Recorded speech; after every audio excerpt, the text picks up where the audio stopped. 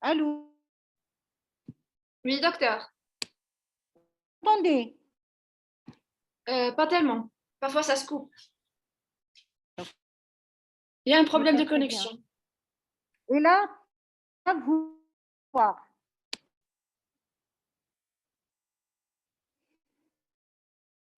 Ça, c'est pas normal. Encore. Allô?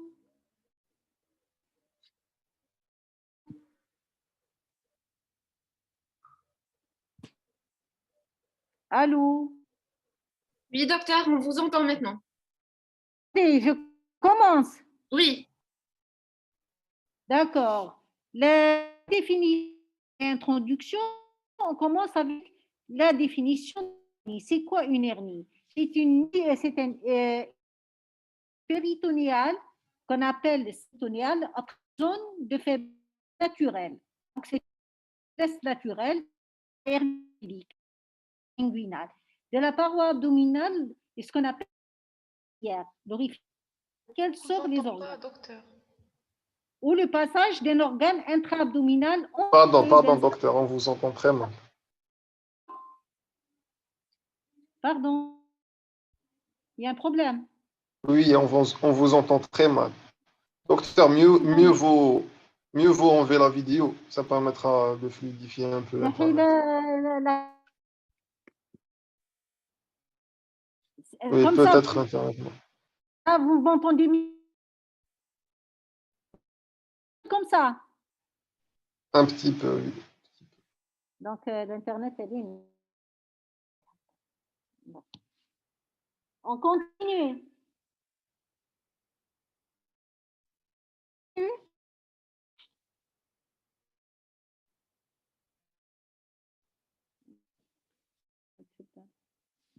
Vous arrivez à m'entendre? Allô? Je vous entends, docteur.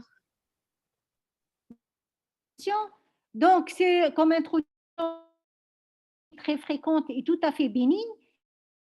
Tous les chez l'enfant, c'est le nouveau-né, elle peut apparaître chez les vieux et chez les nouveau-nés aussi. La principale application étant l'étranglement, et on parle étranglé, traitement chirurgical. Quels sont les différents types de... On a les hernies de laine qui, généralement, la transition domaine et la elle comprend deux séparés par l'arcade crurale. L'arcade crurale, c'est une structure atomique. Elle correspond au ligament inguinal, une zone qui rejoint, qui est tendue entre l'épine du pubis et l'antérieur. La zone inguinale contient le canal inguinal.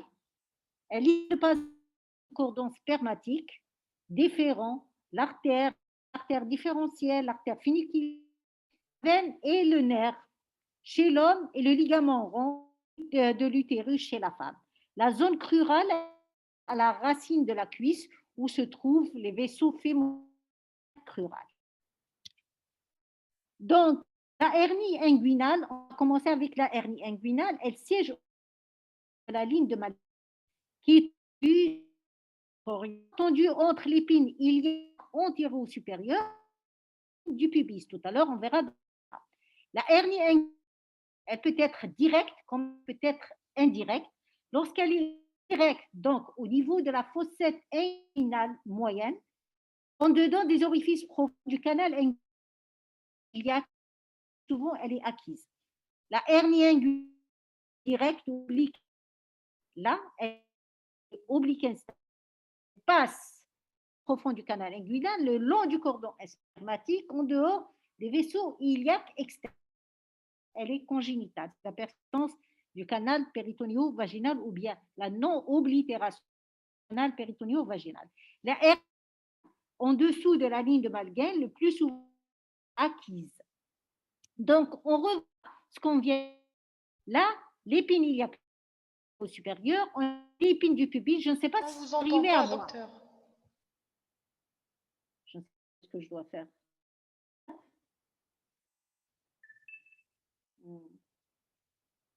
Mon Internet, ça se décolle. Vous entendez?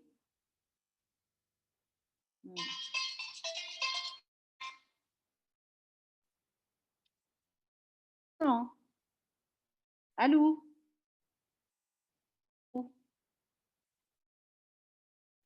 Allô? Docteur, Oui, votre connexion, on a du mal à vous entendre, ça se coupe. ça se coupe. Je ne sais pas, c'est dégueulasse. Essayez de changer de lieu, s'il vous plaît, docteur. Non, il est le câble.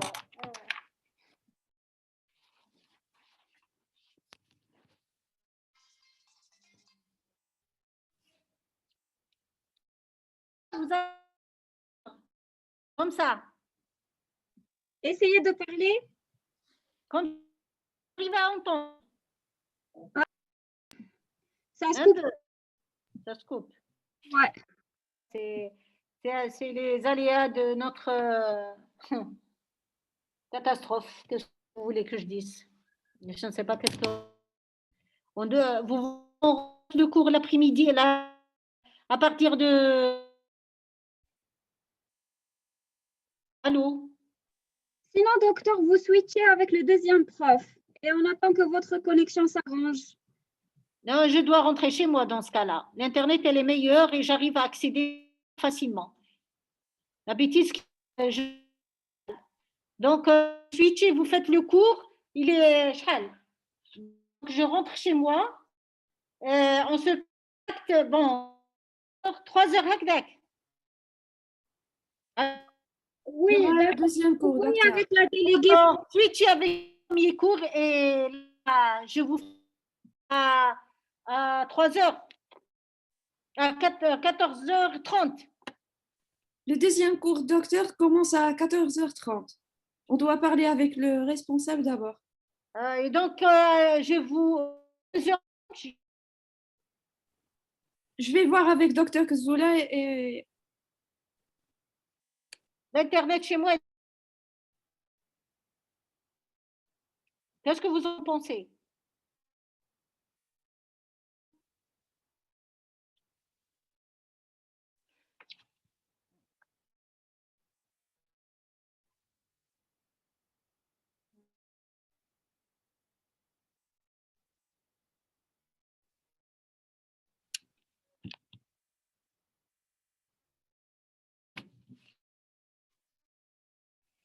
S'il vous plaît, quelqu'un peut me répondre? vous pouvez répéter votre question, s'il vous plaît? J'ai rien entendu. Qu'est-ce que vous avez dit? Si vous voulez, je vais voir avec docteur Kzoula si on peut décaler le cours. Si on peut commencer le deuxième cours un peu plus tôt. D'accord, il n'y a pas de souci. D'accord, pas de souci, docteur. D'accord, Merci. merci à vous.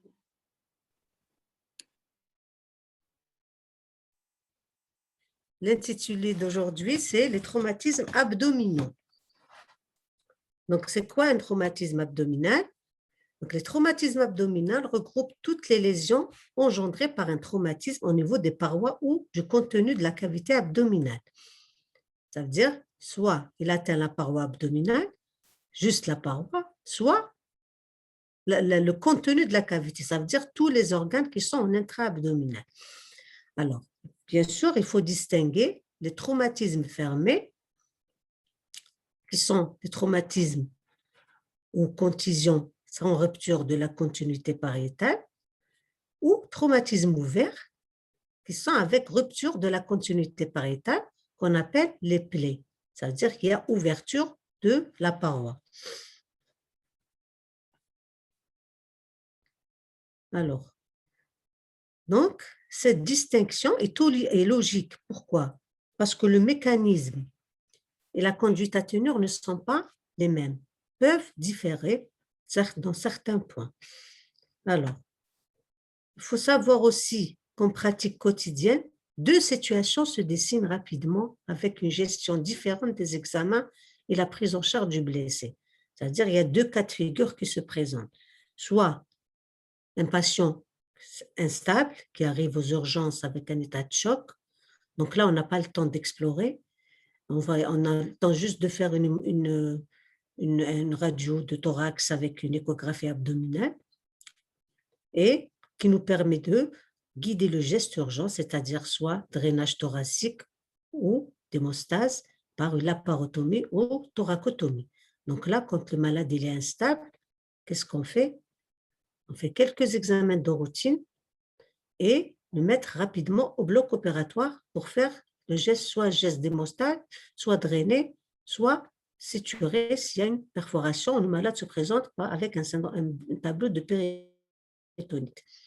Ou malade stable ou suffisamment stabilisé, c'est-à-dire soit le malade il arrive aux urgences stable sur le plan hémodynamique ou il est arrivé instable, mais on est arrivé à le stabiliser par une réanimation, que ce soit pré-hospitalière, c'est-à-dire avant qu'il arrive aux urgences, par le SAMU ou la protection civile, soit à son arrivée à l'hôpital, on le réanime, bien sûr, avec les mesures de réanimation qu'on va voir plus tard. Donc là, on a le temps d'explorer, c'est-à-dire faire un scanner du corps entier. En cas de polytraumatisme, c'est le body scan qui nous permet d'explorer tout le corps humain. Donc, c'est le body scan et l'examen de référence qui permet un diagnostic lésionnel rapide et précis, orientant le traitement vers une attitude chirurgicale ou conservatrice. Il va nous dire soit si c'est un malade à opérer ou à ne pas opérer, parce que actuellement, le traitement non opératoire est la règle en matière de traumatisme. Alors, l'incidence, donc les lésions abdominales représentent 10 à 15% des décès d'origine traumatique. L'âge, on a 6 victimes sur 10 sont des jeunes, c'est-à-dire qu'il survient surtout chez les jeunes, entre 11 et 25 ans. Les hommes sont plus touchés que les femmes. Dans 2 tiers des cas, c'est des hommes. Les contusions représentent 80% des traumatismes de l'abdomen. Les contusions, on avait tout à l'heure, c'était des traumatismes fermés, on appelle contusions. Les plaies, c'est qu'elles représentent, elles, 20% des blessés abdominaux en pratique civile. C'est-à-dire que les plaies sont beaucoup moins fréquentes en pratique civile que les contusions. Généralement, c'est en état de guerre et tout. Alors, un petit rappel anatomique. Il faut savoir que la cavité abdominale ou péritoniale, elle s'étend du diaphragme jusqu'aux crêtes iliaques. Ici, après, au-dessous, il y a le pelvis. Donc, la cavité péritoniale qui va du diaphragme jusqu'aux crêtes iliaques, qu'est-ce qu'elle a? On a le foie, l'estomac, le côlon, le grêle. On a ici la rate, bien sûr le diaphragme. La cavité pelvienne, elle est entourée par le bassin. Qu'est-ce qu'elle contient? Elle contient le rectum, la vessie, voilà, les organes reproducteurs féminins, à savoir les ovaires et les trompes. Bien sûr, je vous ai dit le rectum, vessie et les organes reproducteurs et les vaisseaux iliaques. Ça, c'est la région pelvienne. Donc, on a la région péritoniale qui va du diaphragme au crête iliaque et la région pelvienne. Le rétropéritoine, ce qui est en postérieur, il est sous le péritoine.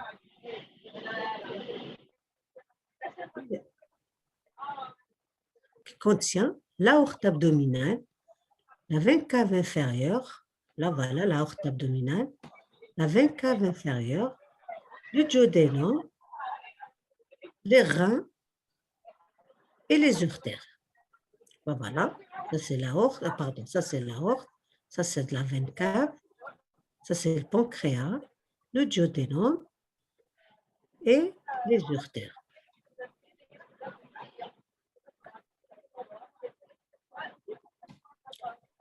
Voilà, maintenant, on va voir les circonstances. de l'accident. Comment c'est arrivé? Alors, s'il vous plaît.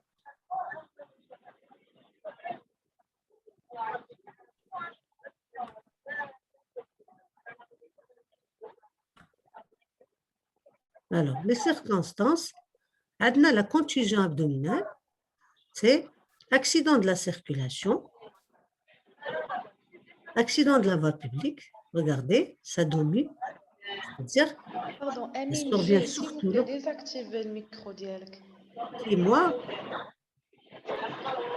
s'il vous plaît, il y a du bruit.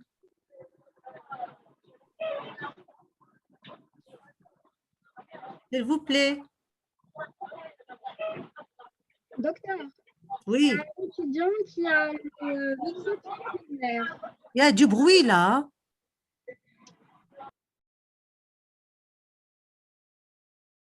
Allô? C'est bon. Allô? Là, c'est bon.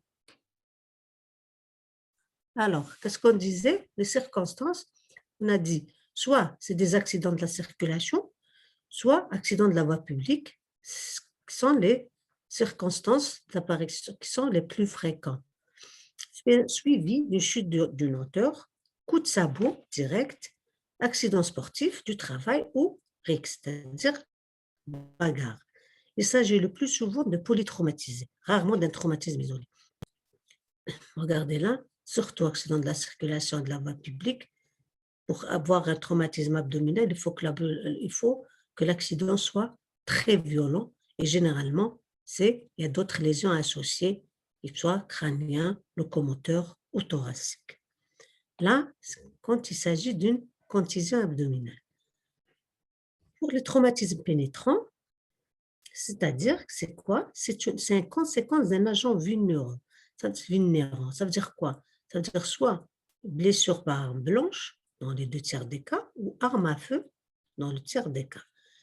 Qu'est-ce qu'on a ici? On a une effraction de la barrière péritonienne avec plus ou moins atteinte viscérale. C'est-à-dire quoi? Donc, on peut avoir une effraction de la barrière péritonienne sans atteinte viscérale, comme on peut avoir une effraction avec atteinte viscérale.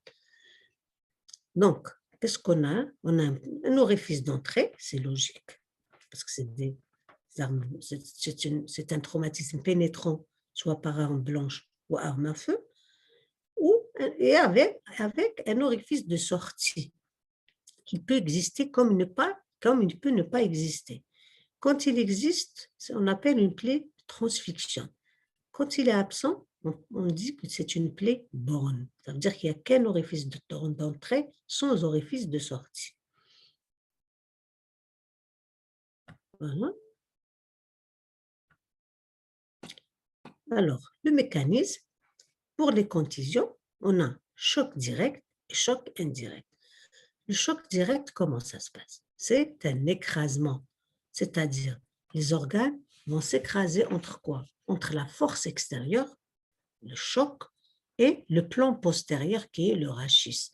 C'est-à-dire les organes, ils sont au milieu, on a un choc extérieur qui vient, c'est le choc, et le plan postérieur qui est le rachis. Donc les organes vont s'écraser entre ces deux espaces. Alors, l'éclatement, elle concerne surtout les organes creux, c'est-à-dire l'estomac, WC, intestin et le diaphragme. Ça, concerne le choc direct. Le choc indirect ou décélération, c'est quoi? C'est quand on a un arrachement des organes avec leur pédicule, c'est-à-dire quand un arrêt brusque du corps, quand le corps s'arrête brusquement, les organes, eux, ils continuent leur mouvement, ce qui entraîne un arrachement des organes avec leur pédicule, c'est-à-dire avec leur vaisseau. Et qu'est-ce qu'on a comme exemple? Le foie, la rate et l'intestin par le maison intestinale. Ça veut dire que le corps s'arrête brusquement et les organes continuent leur course, ce qui entraîne un arrachement avec leur pédicule. Pour le traumatisme pénétrant, Donc, comme on a vu tout à l'heure, les plaies sont secondaires surtout aux armes blanches. Qu'est-ce qu'ils nous donnent, les armes blanches? Elles nous donnent des plaies punctiformes ou linéaires. C'est des plaies punctiformes toutes petites ou linéaires, avec un trajet le plus souvent direct. Ça, c'est quand c'est un couteau ou une arme blanche, c'est direct. Par contre, les balles, elles provoquent des lésions liées à leur trajet, mais aussi aux ondes expansives qui les accompagnent. Ça veut dire que là, même si le trajet est différent, les ondes expansives elles donnent des lésions qui les accompagnent. Alors, ce n'est pas comme l'arme blanche, le trajet il est direct. Pour la balle, le trajet peut ne pas être direct, mais il provoque des dégâts même à distance. Alors, l'explosion, elle provoque des lésions par des éclats qui sont très vulnérables, ou on dit effet blast. C'est des éclats, ce n'est pas des balles, mais c'est des éclats. Le siège, il est surtout, dans 60% des cas, c'est des plaies abdominales pures. Dans 30% des cas, sont thoraco-abdominales. Et dans 10% des cas, c'est des plaies abdo-pelvis-fessières. Donc, ça peut être des plaies abdominales, comme ça peut être des plaies thoraco-abdominales et abdo-pelvis-fessières. Alors, suivant que ces plaies atteignent ou non la cavité péritoniale, il s'agit de plaies pénétrantes ou non pénétrantes. Donc, on parle de plaies pénétrantes quand il y a effraction de la paroi péritoniale et non pénétrantes quand il n'y a pas effraction. Et donc, 50 à 75%, les balles franchissent le péritoine. Donc, dans 50 à 75%, c'est des plaies pénétrantes. Une plaie pénétrante peut atteindre un viscère plat, ça veut dire quoi, sur le rate ou le foie, ou les mésos, déterminent habituellement une hémorragie quand elle atteint les organes pleins et les mésos. Comme elle peut atteindre un viscère creux, comme intestin, estomac, vessie, et là, elle entraîne des perforations. Donc, il faut retenir, quand la balle atteint les organes pleins, comme le foie et la rate, ou les mésos, elle entraîne une hémorragie. Quand c'est un viscère creux, comme l'intestin, estomac, vessie, elle entraîne des perforations. Donc, il faut savoir aussi que la notion de trajet associée à toute plaie doit toujours faire rechercher un orifice d'entrée et un orifice de sortie. Donc, à l'examen clinique, il faut toujours rechercher l'orifice d'entrée et l'orifice de sortie. Il faut penser que le contenu viscéral de l'abdomen peut être atteint même lorsque l'orifice d'entrée de l'agent vigneron se trouve à distance, par exemple thorax, fesses ou le périnée. Donc, quand on a une plaie au niveau du thorax, au niveau de la fesse, au niveau du périnée, il faut toujours rechercher une lésion abdominale parce que, comme je vous ai dit, elle est liée à leur trajet, mais aussi aux ondes expansives. Donc, ça veut dire que même si la balle rentre à distance de l'abdomen, il faut toujours rechercher des lésions viscérales.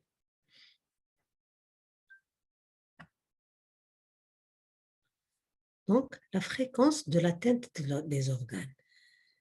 Quand il s'agit d'une contusion, donc l'organe le plus touché est la rate, qui est suivi par le foie, après le rein. Le côlon, la vessie sont moins touchés par rapport aux organes pleins.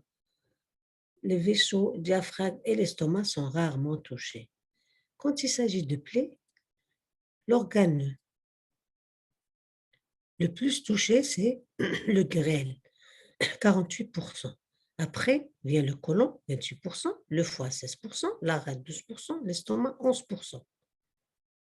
Donc, regardez là. Quand c'est une contusion, l'estomac, c'est 1%. Quand c'est une plaie, l'estomac, 11%. Donc, il faut retenir que ces organes-là sont le plus touchés quand il s'agit de plaies par arme à feu ou par arme blanche. quand c'est une contusion, la rate et le foie, ce sont les organes les plus touchés. Alors, qu'est-ce qu'on a comme atteinte lésionnelle? Alors, qu'est-ce qu'on peut avoir comme lésion? Comme je vous ai dit tout à l'heure, quand il y a rupture d'organes pleins ou arrachement vasculaire, on a un hémopéritoine. Ça veut dire qu'il y a un épanchement sanguin dans le péritoine. Ou si on a une perforation d'organes creux, c'est-à-dire, qu'est-ce que ça engendre? Une péritonite. Donc, quand c'est des organes pleins ou vasculaires, ou arrachement vasculaire, c'est l'hémopéritoine. Quand c'est des perforations d'organes creux, on a une péritonite. Donc, qu'est-ce qu'on peut avoir comme lésion? On peut avoir des lésions pariétales, c'est-à-dire de la paroi, de la peau. Quand c'est une contusion, qu'est-ce qu'on peut avoir? On peut avoir des ecchymoses, on peut avoir des hématomes. C'est quoi les ecchymoses? C'est des lésions bleuâtres de la peau. Quand il s'agit d'une plaie, qu'est-ce qu'il y a ici? C'est le problème de caractère pénétrant ou pas de la cavité péritonienne. Alors, et quand c'est un agent vulnérant, ils sont toujours représentés par un orifice d'entrée et un orifice de sortie. Les lésions viscérales, donc les organes pleins, peuvent être le siège d'hématomes sous-capsulaires, de fractures ou de lésions plus profondes intéressant les structures vasculaires et canalaires. C'est des stades. On va voir tout à l'heure les stades, les classifications. Quand c'est hématome sous-capsulaire, c'est que pas généralement c'est stade 1 ou 2, fracture 2 ou 3, lésions vasculaires et canalaires, c'est généralement 4 et 5. Alors, les organes pleins, donc ça peut aller de l'hématome sous-capsulaire, de fracture et jusqu'aux structures vasculaires et canalaires. Les organes creux sont le siège de plaies linéaires, de perforations multiples ou de lésions d'arrachement. Alors, les lésions associées, bien sûr, il s'agit d'associations fréquentes de proximité, par exemple, lobe gauche du foie et peut être associé à une lésion de la rate ou de l'oreille gauche ou le diaphragme. Donc, on peut avoir plusieurs lésions associées loco-régionales. Alors, le diagnostic. Bien sûr, à l'arrivée du malade aux urgences, les réflexes de prise en charge immédiate sont les mêmes que pour tout le malade accidenté. C'est-à-dire, dès que le malade arrive aux urgences, qu'est-ce qu'on fait? On recherche les signes d'hémorragie interne ou de d'hypovolémie, qui sont les pâleurs, agitation, sueur, tendance syncopale, pouls rapide, tension artérielle basse ou imprenable. Bien sûr, il faut rechercher les lésions extra-abdominales, crânien, thoracique, appareil locomoteur, et mise en condition du malade sans tarder. C'est-à-dire le malade, il est là, il est mis en condition, il est scopé, il est relié à un appareil muni d'un tensiomètre, cardioscope et un saturomètre. Alors, bien sûr, il faut prendre des voies d'abord larges pour remplissage et prélèvement, faire un BPO, contenant formule, groupage, hématocrite, bilan d'hémostase rénale et onogramme sanguin, une assistance respiratoire, c'est-à-dire libérer les voies aériennes supérieures, oxygénothérapie, ventilation assistée, drainage thoracique et épanchement pleural, sonde nasogastrique, lutter contre l'hypothermie par les solutés ou par une couverture chauffante, sondage vésical, il est proscrit avant d'éliminer une lésion urétérale, c'est-à-dire il faut rechercher une hétéroragie, un globe vésical ou difficulté mictionnelle. Il faut demander au patient est-ce qu'il a uriné du sang ou est-ce qu'il a du mal à uriner. Et bien sûr, il faut immobiliser les fractures si elles existent. Alors, bien sûr, il faut commencer dès qu'on a mis le malade en condition. On l'a réanimé, on a demandé un bilan, voie d'abord, remplissage et tout. L'interrogatoire, soit pour l'accident et l'accidenté. Alors, pour l'accident, qu'est-ce qu'il faut rechercher? Il faut rechercher la date, l'heure, le lieu, mécanismes, moyens et délais de transfert.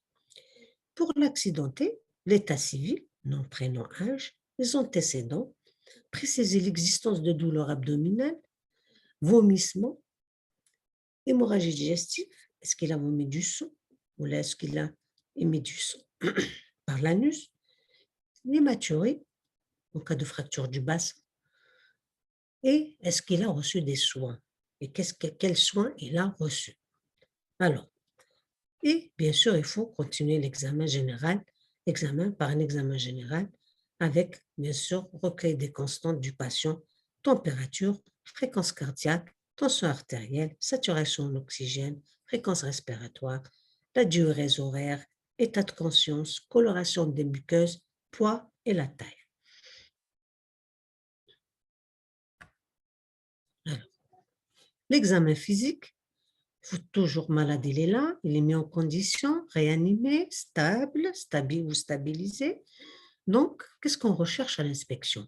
À l'inspection, on recherche les traces d'impact, c'est-à-dire les hématomes, ecchymoses, érosion cutanée, marque de la ceinture de sécurité, ou on recherche les plaies. Bien sûr, il faut rechercher l'orifice d'entrée et l'orifice de sortie.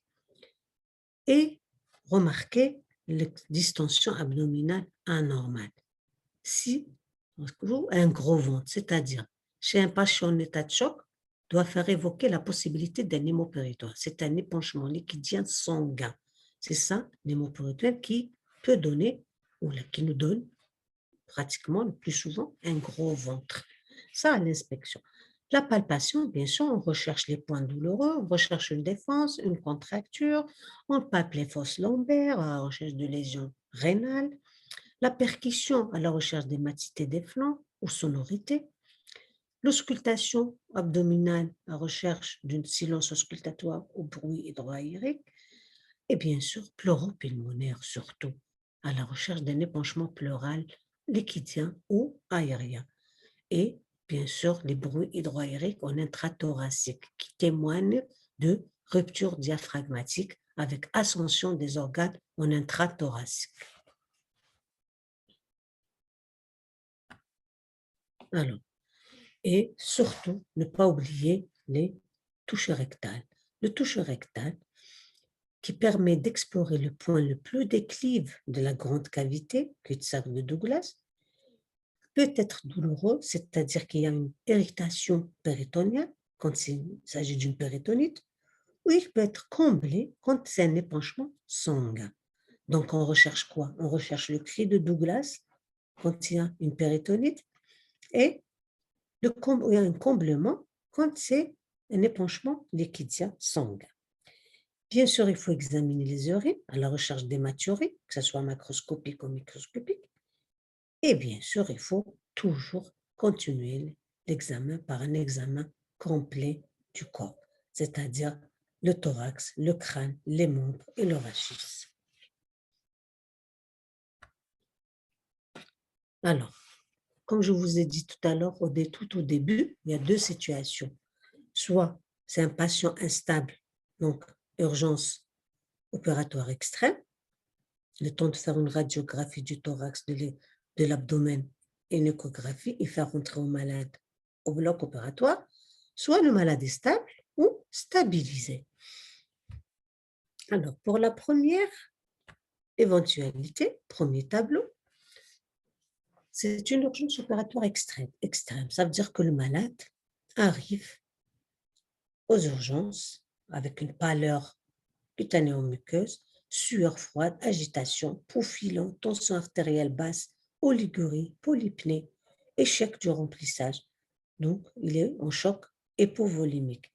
Donc, le malade arrive soit en choc hypovolimique ou on n'arrive pas à le stabiliser hémodynamiquement. C'est-à-dire que même malgré le remplissage, malgré les transfusions, le malade est resté toujours instable.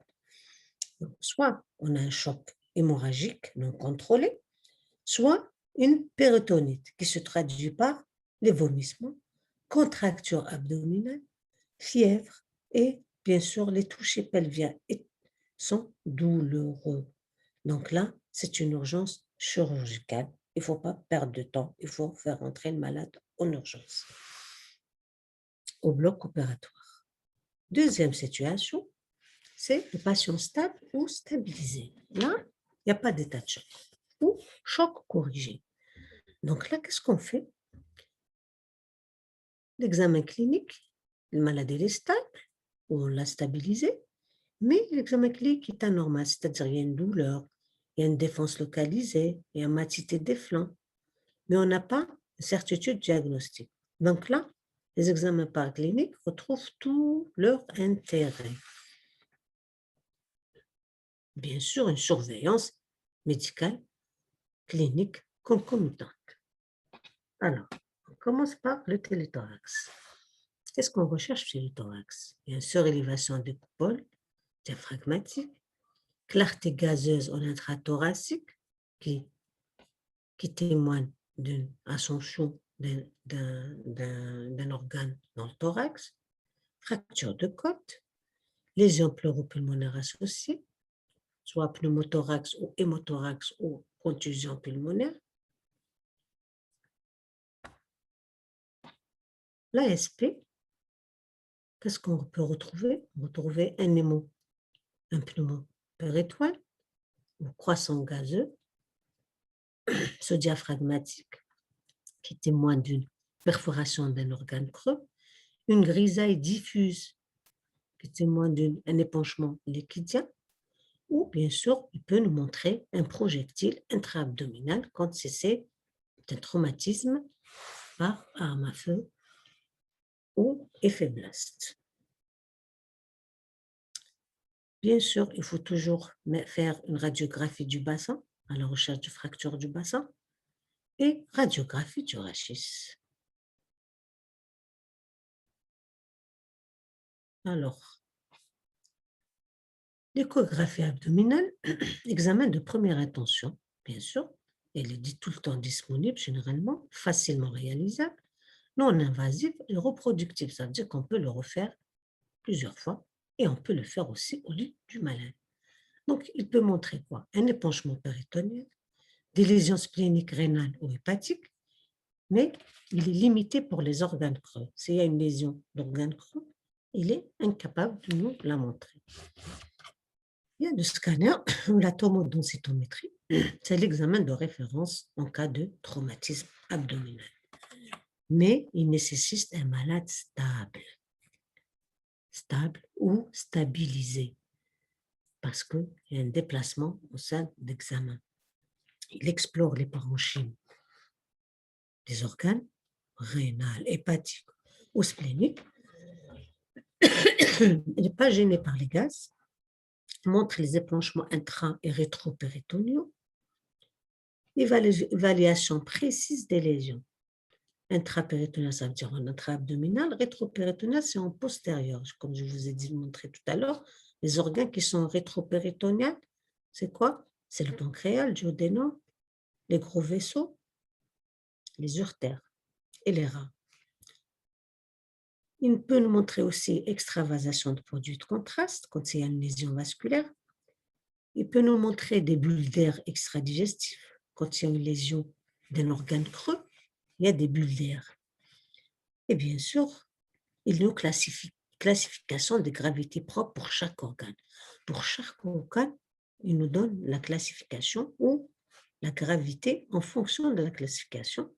Donc, elle est essentielle pour évaluer les dossiers cliniques parfaitement décrits par l'AST, American Association for Surgery of Trauma. Donc, je vais vous montrer. Voilà. Là, c'est le rein, pardon, c'est la rate.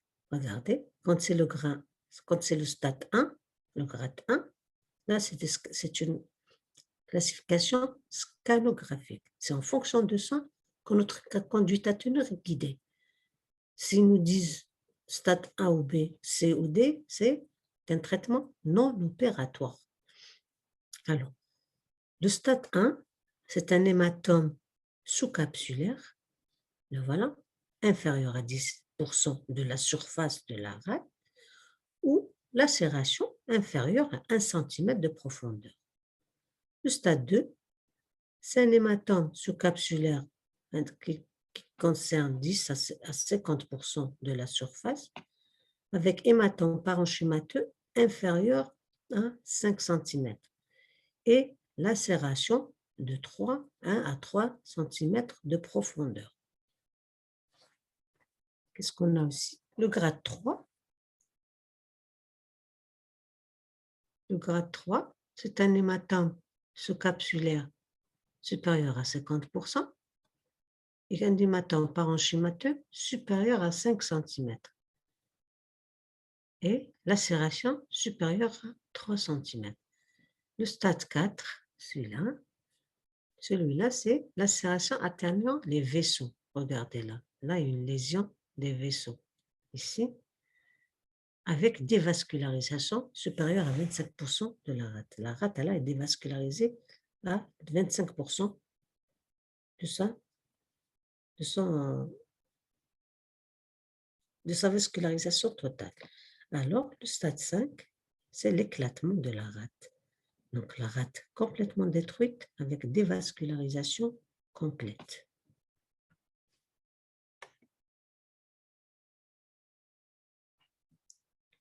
Alors, donc regardez là. Là, c'est un hématome subcapsulaire inférieur à 10 cm ou une plaie linéaire inférieure à 1 cm. Là, regardez, on a une fracture, là, plus profonde. Là, on a une lésion vasculaire. Et là, c'est l'éclatement de la rate. La même chose pour le foie. Quand c'est un grade 1, on a un hématome subcapsulaire inférieur à 10 cm. Le voilà. Lacération kiff-kiff inférieure à 1 cm. Hématome subcapsulaire 10 à 50%. Hématome parenchymateux inférieur à 10 cm. Lacération 1 à 3 cm de profondeur. Le grade 3, c'est l'hématome sous-capsulaire supérieur à 50%. Hématome parenchymateux supérieur à 10 cm ou expansif. Lacération supérieure à 3 cm. Le grade 4, voilà, ça c'est rupture hépatique de 25 à 60% d'un lobe ou de 1 à 3 segments. Regarde, c'est pratiquement le lobe droit pratiquement atteint. 5, c'est destruction du parenchyme hépatique.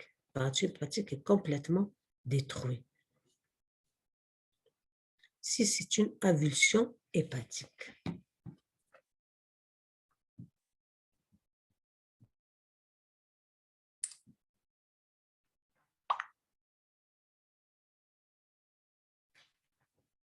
Pardon, j'étais mon portable.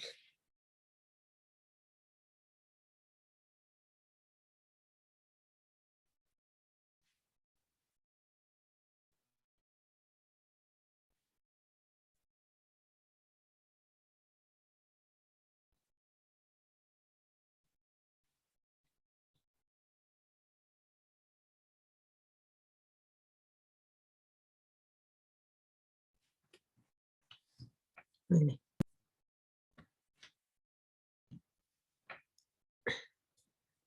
La même chose pour le rein. On ne va pas trop s'étaler sur ça. Donc, on a vu l'échographie, le scanner avec l'assication des lésions des organes pleins.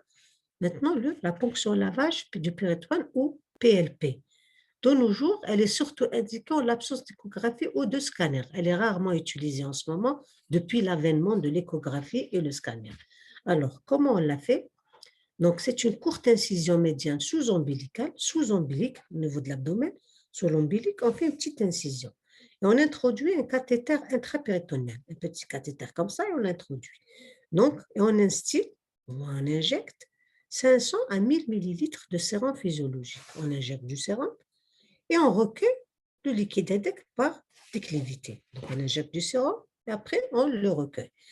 Donc, s'il revient rouge, c'est-à-dire le taux de globules rouges supérieur à 100 000 mm3, c'est-à-dire qu'il y a du sang, c'est un hémopéritoine, ou taux de globules supérieur à 1000 par millimètre cube, ou présence de bile, de liquide digestif, de particules alimentaires, d'urine, de pus ou de germes.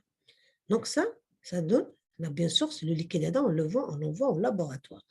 Si les résultats reviennent en faveur de ça, soit taux de globules rouges supérieur à 100 000, taux de globules blancs supérieur à 1000, ou présence de bile ou du liquide digestif, ou d'urine ou de pus ou de germe.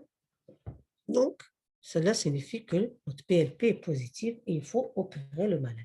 Il faut opérer le malade. Alors, le diagnostic radiologique. Alors, maintenant, l'artère, on a vu l'écho, on a vu le scan, on a vu la PLP. Maintenant, l'artériographie, c'est un examen invasif. Il explore les vaisseaux, c'est-à-dire les lésions hémorragiques importantes du rétropéritoine et de certaines atteintes hépatiques. Et l'intérêt surtout, il est thérapeutique, c'est l'embolisation. Donc lui, il nous a dit, c'est quel vaisseau qui saigne, avec extravasation de produits de contrainte, il permet de traiter ce vaisseau. C'est quoi? C'est l'embolisation, c'est une, comment on dit, obstruction artificielle de vaisseaux. Et bien sûr, il ne faut pas oublier le UV qui est indiqué en cas si le malade présente une hématurie pour rechercher une lésion vésicale ou rénale. La cystoscopie exploratrice, elle a un principal intérêt, c'est les diagnostics. Donc, en confirmant, qu'est-ce qu'elle confirme? Elle confirme l'hémopéritoine, l'épanchement liquidien sanguin, un épanchement digestif, du liquide digestif ou purulent dans l'abdomen, en cas de péritonée, une plaie diaphragmatique, l'épanchement digestif en cas de plaie d'un organe creux, une plaie diaphragmatique, le caractère pénétrant ou non d'une plaie. Et me permet de nous montrer, parce que des fois c'est difficile cliniquement de dire que c'est la plaie pénétrante ou pas. La cystoscopie, elle nous aide à identifier le caractère pénétrant ou non d'une plaie. Et bien sûr, elle permet d'éviter une laparotomie abusive dans 2/3 des cas. Voilà, on arrive au traitement.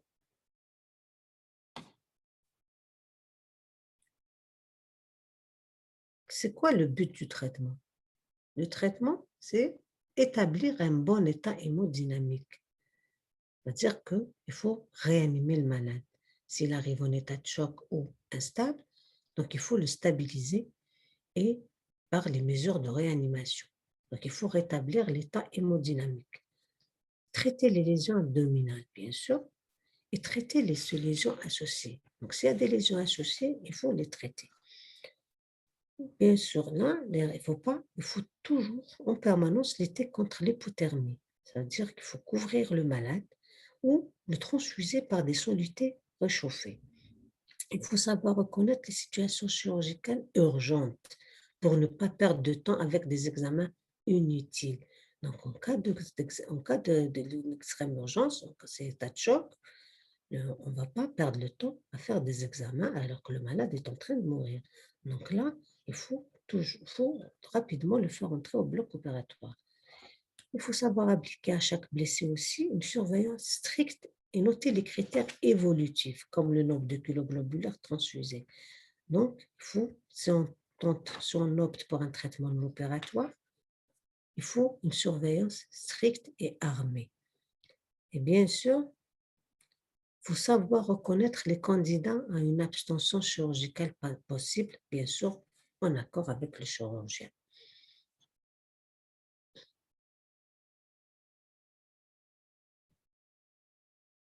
Alors, les moyens, on a des mesures de réanimation, comme on a vu tout à l'heure. C'est quoi?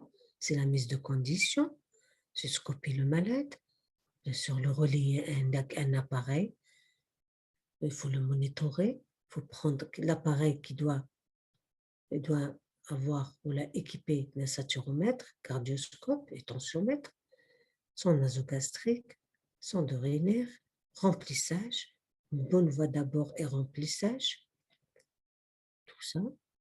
Et après, qu'est-ce qu'on a encore? On a le traitement non opératoire. Il faut une surveillance armée. Si on opte pour un traitement non opératoire, il faut que la surveillance soit armée.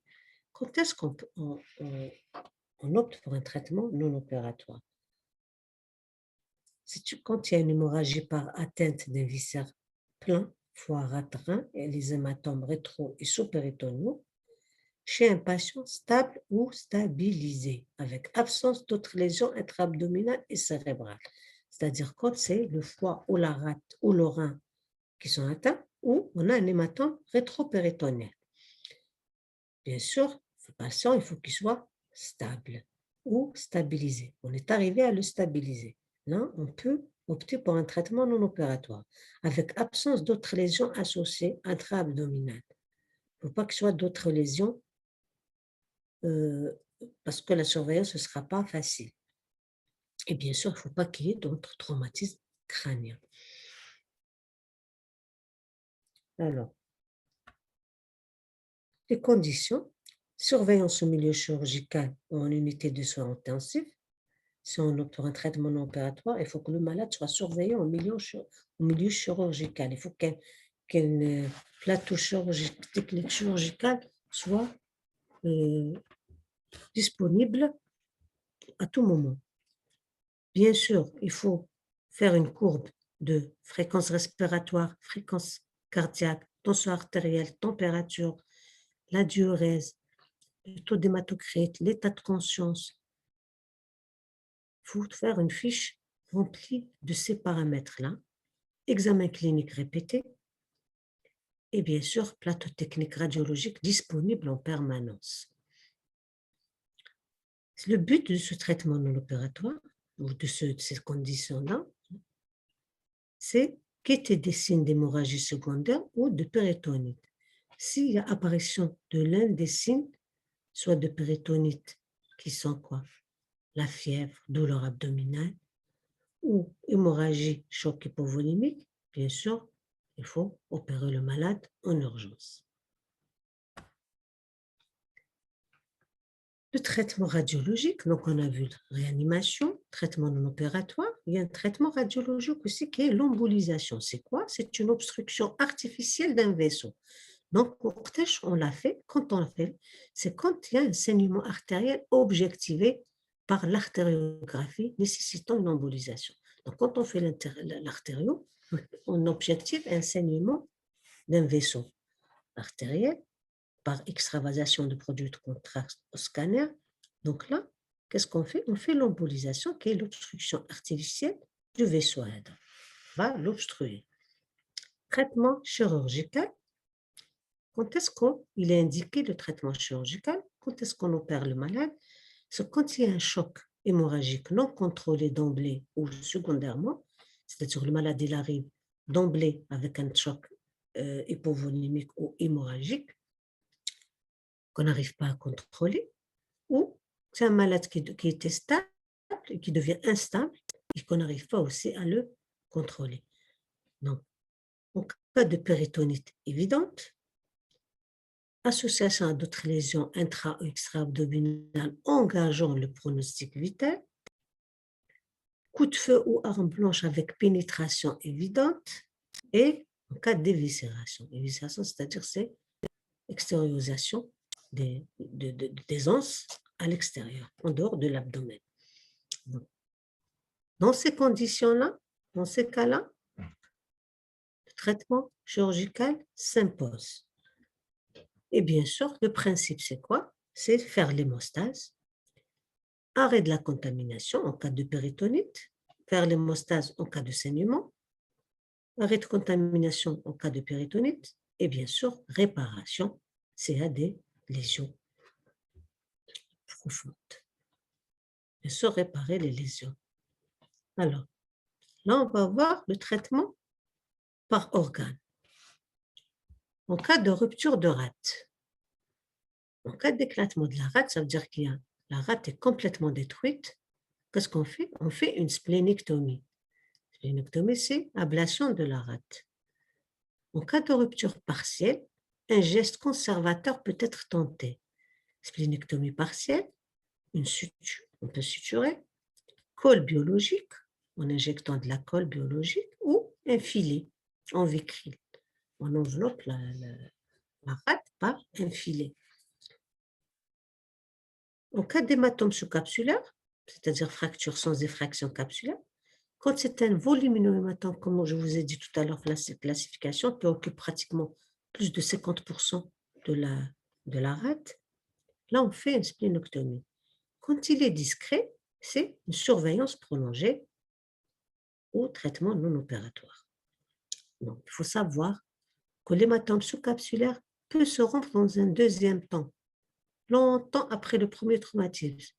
Ça va prendre 15 jours, un mois. Donc, on appelle ça une rupture secondaire qui nécessite une splénectomie. Regardez. L'hématome sous-capsulaire rompu. Là, voilà l'hématome, et là, il est rompu. Là, il nécessite une intervention chirurgicale en urgence et bien sûr une splénectomie. Regardez, ça c'est le filet en vicryl.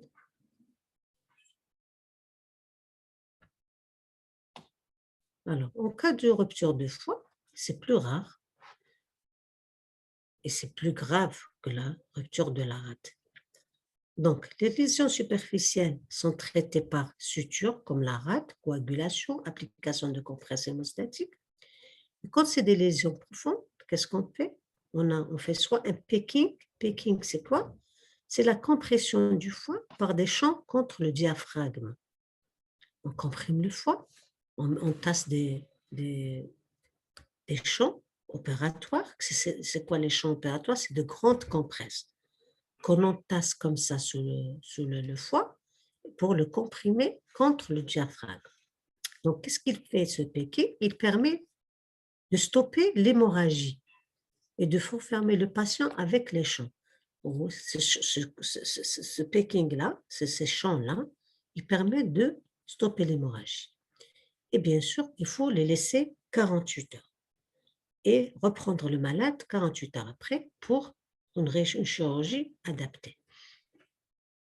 Donc, en cas de lésion fréquente, on a le packing, on a résection hépatique, et on a réparation biliaire ou vasculaire. Donc, soit on fait un packing et on part, on gère l'urgence, on referme le malade sur le packing, sur les champs, soit on fait une résection hépatique, soit une réparation biliaire ou vasculaire. Mais généralement, ces deux techniques-là, on les fait secondairement après un packing, on ne peut pas les faire en urgence. Voilà le packing.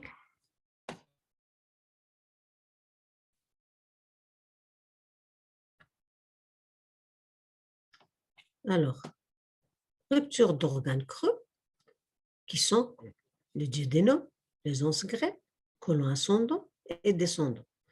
Alors, le traitement est chirurgical le plus tôt possible, parce que risque de péritonite. Alors, tôt, quand on les fait tôt, sans suture, ou on résèque et on anastomose, c'est-à-dire on rétablit la continuité digestive, c'est-à-dire qu'on rétablit rapidement. On résèque la partie trouée et on abouche les deux bouts. Soit une résection si on intervient tard, c'est-à-dire une péritonite septique, on résèque, mais on ne suture pas, on n'anastomose pas, on met une stomie. On abouche les deux bouts de l'intestin à la peau. Donc, si on intervient tôt, on peut faire une suture ou résection anastomose. Si tard, on fait juste une stomie, bien sûr avec toilette péritonéale.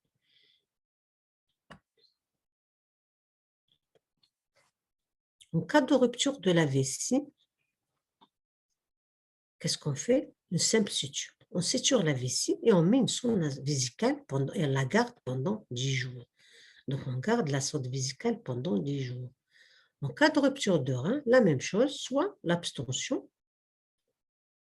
TNO, traitement non opératoire, soit suture, soit filet de Treillis, ou soit une néphrectomie, qui peut être totale ou partielle. Voilà. En conclusion, donc, grâce au progrès de la réanimation et des moyens de surveillance, la prise en charge des contusions abdominales est basée principalement de nos jours sur les traitements conservateurs.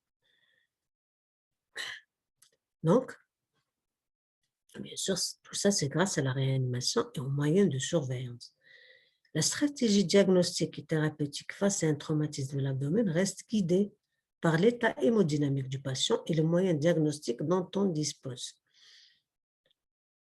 Et la TD1 semble être l'examen le plus susceptible de relocaliser le saignement et sa cause. C'est le seul examen permettant de diagnostiquer une lésion d'organes gros. Donc, c'est l'examen de référence. Il faut une prise en charge rapide et pluridisciplinaire, c'est-à-dire réanimateur, radiologue et chirurgien. L'instabilité hémodynamique et le tableau de péritonite nécessitent une laparotomie en urgence. Donc, si le malade est en état de choc ou en tableau de péritonite, là, il faut une intervention en urgence. Voilà. Et je vous remercie.